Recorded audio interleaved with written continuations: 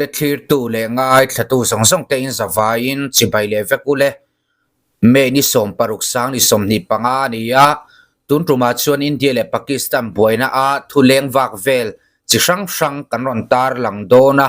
ti chuan in hei Turkey lampang hi an lulul khop maya India ina tran puina te thegil makin Pakistan lama an tranga chungte chu kan ron tar langanga tin USA lam te po hi an chimom ma chungte chu kan ron tar lang dona ni ti chuan in hei Madhya Pradesh cabinet minister man ani tur tu hi pusairem thangna ron ziaka kanan siarange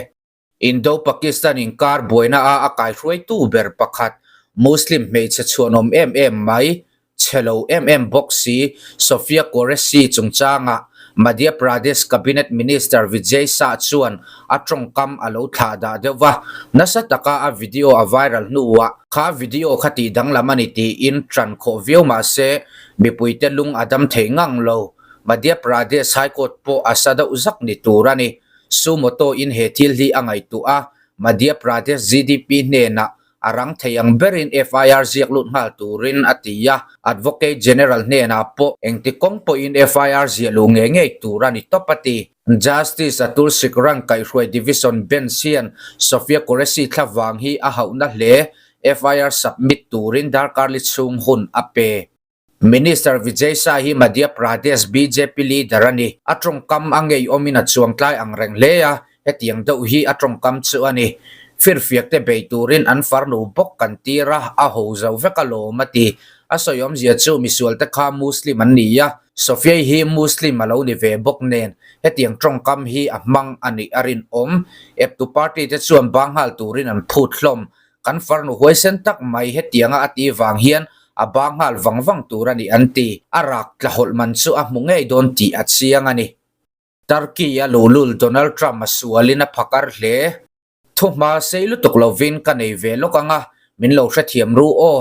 Assam Mizoram buailai khan Assam lam diklo na kazong charchara Mizoram dikna kazong charchar boka YouTube channel de siamin na sa takin kan theder hloma katilai khan tuma in ibayas lutuk Mizoram itran mama Assam lam soidanga idan hriat ve acha komti in tuman comment voi khatma an neilo Indo Pakistan buaina India lam tran litukule bias lituk angin min suathunga chu wangin karil ru hi tlem chuana diklo dovin kahria kalo bias ta do ani po in hamara desh chu India ni miova apoilo tura kanga chuti chungchung chuan thulai hi chu kala ve ram thin ti milo hriat sakula le thupuya lutang kan hriat tho wangin Turkey chuan langsar takin Pakistan apuya India lama drone lo thok lu zong do thoka Turkish drone ani Indo long thlangin Pakistan puiturin aron tirani kha tuna India mi puite anlung oilova boycott Turkey chu a trending meka sumdong te po in Turkey ne na inzom na nei andu to lova an inzom na an chu chat meka khwalzin te po in an booking an cancel chur boka theina zona pianga Turkey ne na inhnim na ilo an tum mek hlomani Jawaharlal Nehru University te Delhi University te po in Turkey rama University tenen Memorandum of Understanding MOU an zia po an suspend vele zel boka keni hian kan Turkey serial tal hi kan lo boycott ve nga mangem Indian kan ni na anga helai tranga Turkey kan boycott ve theina chuna ni ve mai thei ome nge series mai ani thawa trul kan tilem lo heti lai hian Turkey President Erdogan chuan Pakistan President Shahbaz Sharif ka unaw pa ani Pakistan a Muslim zong te po ka unaw te vekan ni sumle pa ya kan harsat pha emo kan lak lu atlem pha emo engma poi ka tilo Pakistan tan kading toa kading meka kading zel pokang ala tingat ngat post masalama kan soito angin Apple chuan an iPhone siam na munchu India son antumani kha kumthar lama chuan in bun felman vek po antum nge mase misual ril ruchia le lama ordum le lama orsen alok na turom lawa chuan engma ti du lo alok na tura chuan midang po do ngal zel mai indo na hober anga insoi loisi kan USA chuan a ziaron tilang le tatlat mai President Donald Trump chuan Apple CEO Tim Cook ne na India chuan in bun su tarif asang siya achilo China inin buna engma kan soi ngai lo zoka induani chuan USA inin bun donia India chu ngai tu an ngai lo an mani anin ngai tu a thei ti in India rama project lian tak tur chu alo dang chat le tamak o he US chu India tan big page chuan mangchi ani khotalom le o kan soi bellok ang Apple lam ronin bunan tuma hey an CEO Tim Cook ne na Donald Trump an hetiang hianin India in bun lo turin alo tia o kan ko ran upalar ve tak pakhat in Donald Trump aron la fak ngat phei zu thin hi rimani India le Pakistan kan buaya Pakistan lamin in ka hayan rota US phei chu lang sar takin na in rol boka Donald Trump phei chu na ma wang leo wa in ka hai puang an ni thua soi cham chi rengani nuamati ham khop mai India le Pakistan chuan in ka hai chu an han puang tangeya US le China te puina wangin International Monetary Fund atangin billion khat zet apuk sa boka helaya hiam mizo zinga po sa mai sana re thailo ti mai ila abikin US ngai sang te chuan US sian enroll na anei an ring lo lui tlata ma se US sian voting share hi International Monetary Fund a hian anga lor laka zazela som paruk chuanga nei ani chumi wang chau chuan Pakistan hian loan billion khathi ala theiti rin hlel rual lovin ati chiang ani kadu lo ti in vote athak theilowa du chuan an vote du lo chuan vote thak lo topani mai eta hian Pakistan lamatran ji athop zok zia chiang hle in a hriat bok ko hetiang chung chang hi chu kan video masalama te po kan ron da towa Apple company le zel India ron in buntur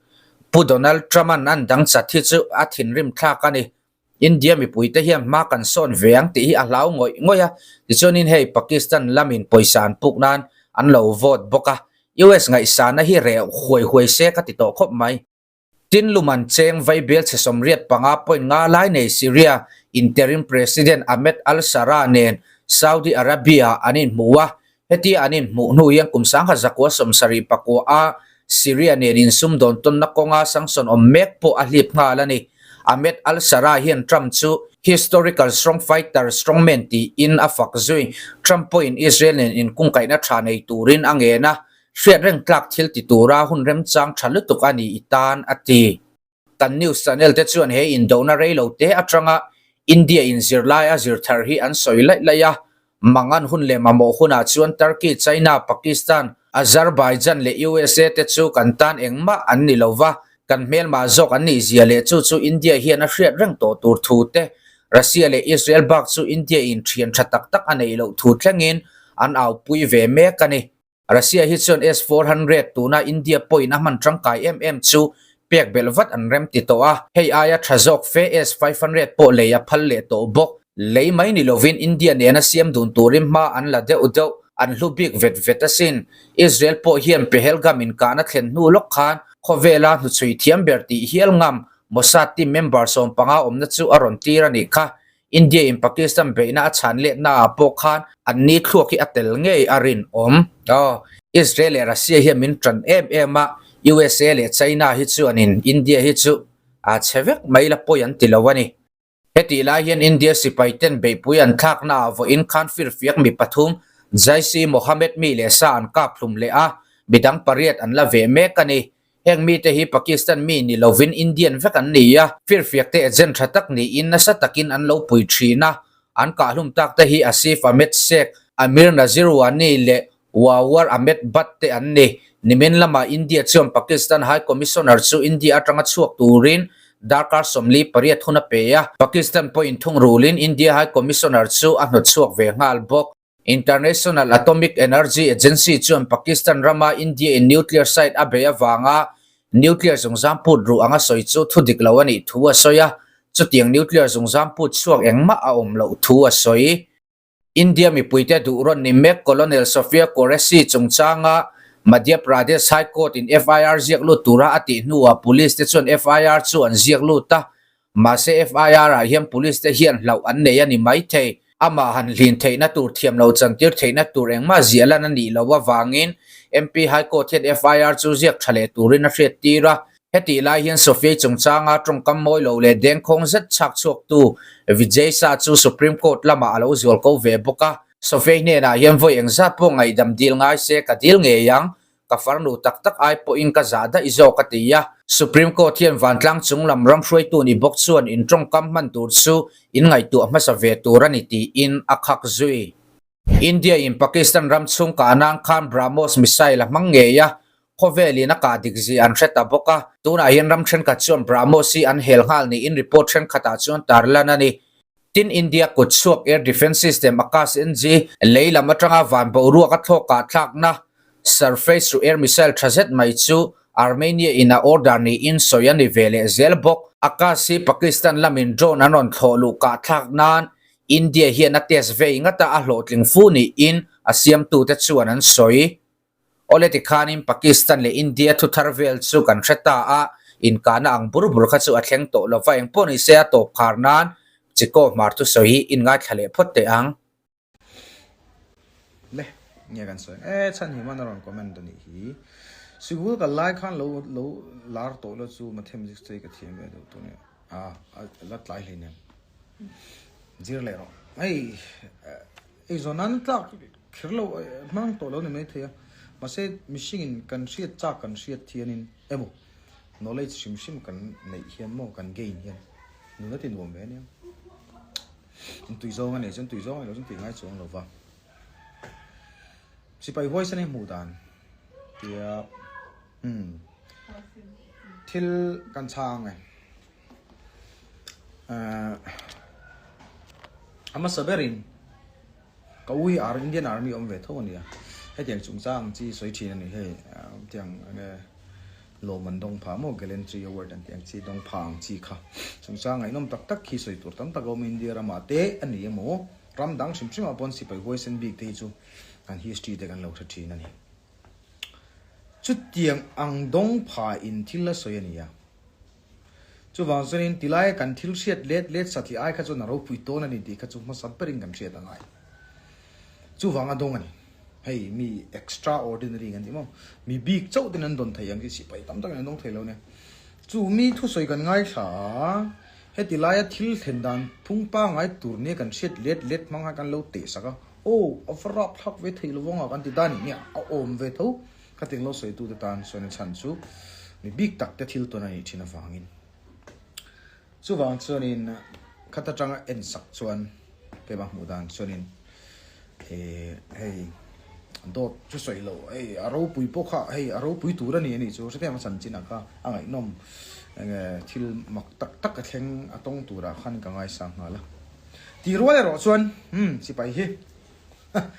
ani soi thai chat thi di chu soi lo leng ani si pai hi chuan soi thai tlang pui zu in chin ni phai chuan a chan su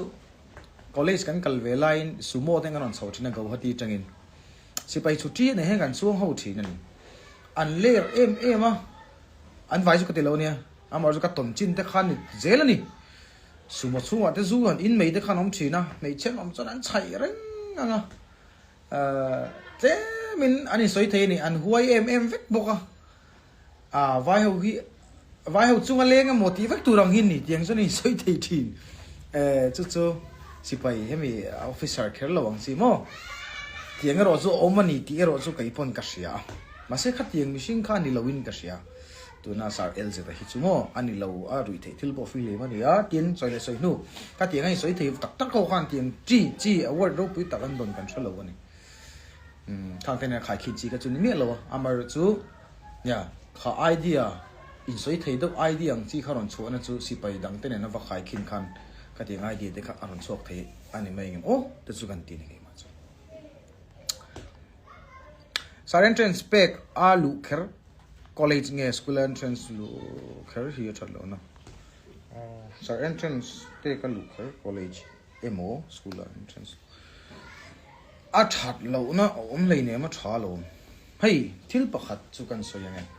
St Paul's so sikul tha do bera kan ngai kan da ania man tang to in mo chuan ani chon ina tha chu wan college lo a tha chau an college wang khan school chian ni lo en tunan example danga chuan IIT kan the Indian Institute of Technology khoimi point mom a tha ni college ani na taka chuan a tha thiam thei ten lu khom ani chu tiang ang la khom thei tur chuanin an mani kha anin siam than hei tu man IIT chiang an ti le chong lo ni pa tha an la khom tho teng do chuanin St Paul's te entrance an kontaka chon athiam thiam khan la deuh khan alang ta ani ka ding la thei tur khopa anin siam chona lai kha an ngai sa num na le an that na lai tak chu ni theiang chu adu thlang thei din muna in chop chu thei na lai kha mo chu wang zonin entrance through wa lu ngai an ni khan kai ma ngai tan chon a chiat na lai ka mu chuang lo ve kan ti na ni college pon ni se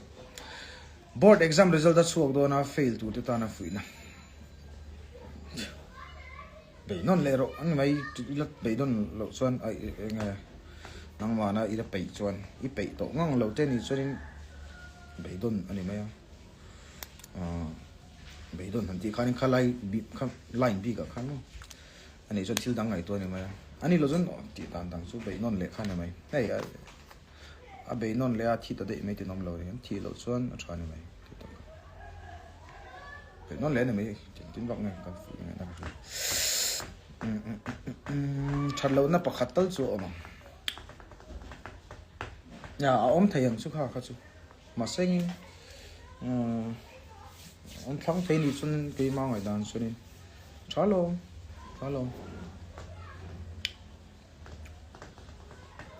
so our class 12 physics optics chapter shit thiam dan tips please các channel khaven ro tahan optics kada ta khani na introduction how to ka so in the show kan tai mun ajo nan zo ti ba optics su ani thiam dan ba khom lo thei to ba concept clear ni mai sar India le Pakistan buena om khai shiat dan tinge ka shiat dan ata so media lang zong hi kai pon ka shiat chu ni maya hey asa ku angai do na hi chuak le lu yang ti hi hlom ka ti telai brazok chu ni hindu le musalman in kara mo ama khop mea islam hi religious of peace tinga mani ni ka tum brama hi chu maro jon peace lo ni khovela boina tamzo ki chu musalman islam ho involve na ni chu wan chanin sa kho lom tak chu ni ve pakhat thim shimin kan sia khovela ti boy ne ve em mani Islam hau hian in Hindu ngai thei lowa Christian an ngai thei lowa mi Sikhism to pon ang sama tiang sa khodang khan ngai thei lowa tin atheist pon ngai thei chong lowa an ma ni len ma ni pon ngai thei chong lowa an boi thak ti Islam hi sa kho thlo ta kan in kasia sa Communist Socialist Party ka tin hey kat tilai ka thil soi gidan context ha an man lo ve do mi bei dongin thila soi ni ka Socialist Communist Party vadin theina tur khopin keima thei chon hai a leader quality ne mo no lei spoke nei lo ni mar su bei don au oni kha khain che thiam dan to chon mo amar chu ala ding lo ti phei chu ka soi thilu ba amar kaiman ka initiate nge am ti lam pang khan chu ang lo ni abe dong lu tu kha ni na siat che da soin sa kan zir na hi ang tin nge kan reform ang yes atam tura NEP kal dan pung hi ani na ang hi len chok zo thailang sonin reform dan thata ka chu ani in ka sha NEP 2020 ti tin mo atum rama thalu tu kani amar su thil thado de oma aboi thak lai ber chu kan tiang ang in aron tumram ha kan forsok zo lo lai boi thak lai de jin ingsia hong zali an manaw zon som sakrang kan trains anwa som thum pathum I mo yan man chho mo la wai me pon tang view ba wai me puina le tilaya exercise and narcotics so an combination hi afu so sonin tam tak son 10 thei karing yes mi puin kan Norway bokamo tin kan share tur chu wai metana investigation ti tam tak om theya ponga taka enge wai me thil ti publicize tir vek poi fu lo theyang chu asan chu an mi chui ta hi an finge me ma khatiang sang om thei tur laga khan in ven dan to sang han lo ngai to ve turangai tu nia chu chu mi pui shet thilang ki man pon so vek chuanin anti nge ka tiang man lei thei lo khan an big boat pha the ni chu wang sonin an aboi pui tu te ngai dan po kan ngai chan thiam tu le in ka sia sa MIT nge MIT te chu zi zo kang su hong zali som ram hi ang tin nge glo ang sa rama ka du Maxwell tak ki zu ga lo misal ta ta ne IIT lu da advice ima mains khatsan li na nga ya masabera class 12 patang lu don son 12 zo tang lu don son mains chang kling nga zo da tlang puin 45 atanga 50 chovel mo 60 chovel in car percentage fa mo ya kha kai mu chuanin advance chan theya advance a hian in ST quota kan nei vele tho wangin kan ka to fan hiama chubang chuanin question avai vai zir kha ngai lu bo syllabus pum 50% i complete chuanin i tling barang IIT chataka ST tan chun mo chubang chuanin thiam chen angai thiam lo zirvak kha tu lem lo hei avai tu man thiam chong lo wa tin question ta flu tu ba I thiam chin mangai score the kha ngai chu tin level a chu mo achan chu negative marking kha sia 1/3 dal ni zui le ngala negative marking lo na question po kha thobo amar chu har du lu tin question ka sale ka zir ngot yom lo na soi tu chemelo mo so im de so le ka thiam